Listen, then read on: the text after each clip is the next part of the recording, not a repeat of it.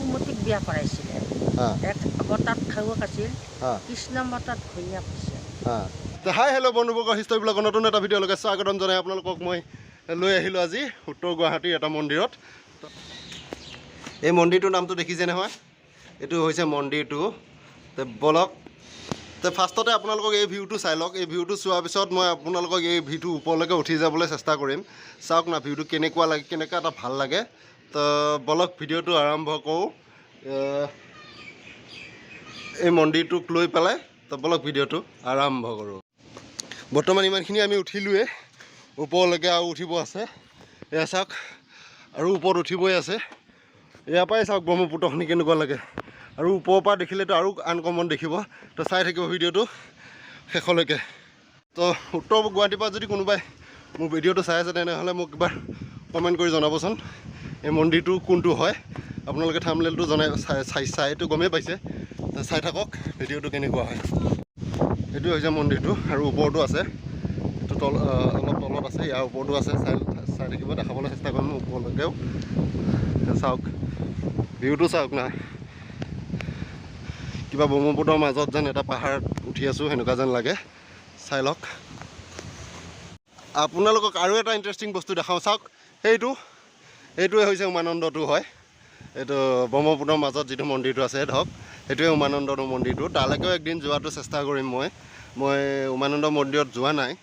তে চাওক সেই ব্ৰহ্মপুত্ৰৰ মাজৰ হেৰিখিনি চাওক, এটা হাইফাই লাইফ চাই লওক। ফাইনেলি এই মন্দিৰটো হয়, চাই লওক মন্দিৰটো চাই লওক। ওচৰৰ পৰা দেখাবলৈ চেষ্টা কৰিম মই।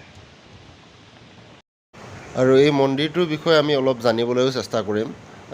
ইয়াৰে কোনোবা ওচৰৰে পূজাৰী পণ্ডিত বা কোনোবাৰ যদি জনা মানুহ লগ পাওঁ 100% আপোনালোকো জনাম, আৰু ময়ো জানিবলৈ চেষ্টা কৰিম। চাই থাকক ভিডিঅ'টো শেষলৈকে।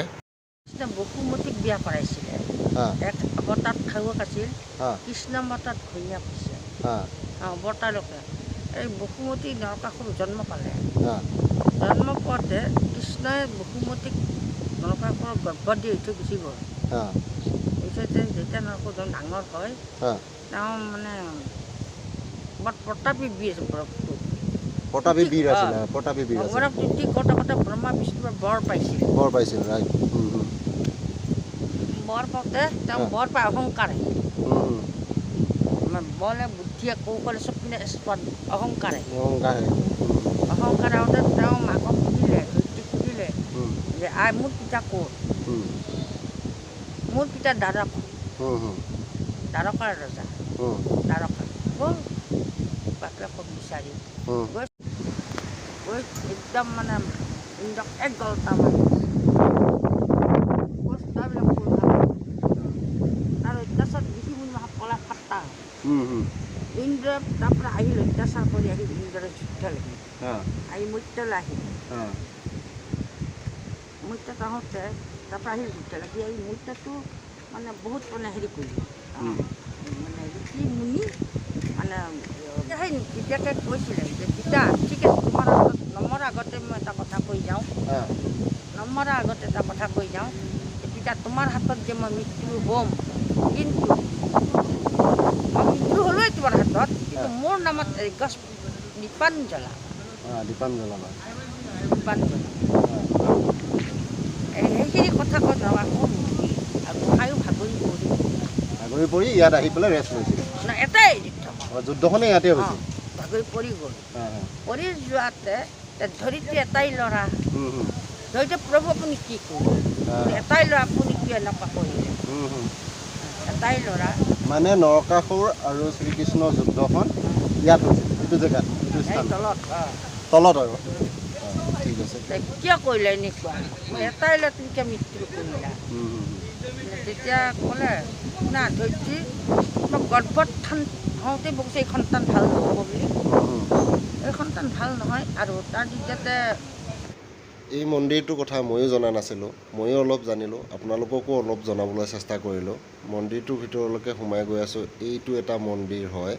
তো এইটো এটা মন্দিৰ, আৰু তলত সেইটো শিৱ বাবাৰ মন্দিৰ। তো মন্দিৰটোৰ কথা বিশেষ বেছি জনাব নোৱাৰিলেও যিখিনি জনাব পাৰিছোঁ সেইখিনিয়ে মোৰ ফালৰ পৰা চেষ্টা কৰিলোঁ। তো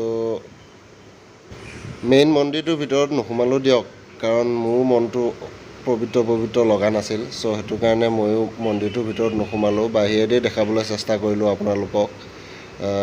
চাওক, ভিডিঅ'টো চাই কোনোবাই যদি ইয়াতে আহিবলৈ বিচাৰে তেনেহ'লে আহিব পাৰে।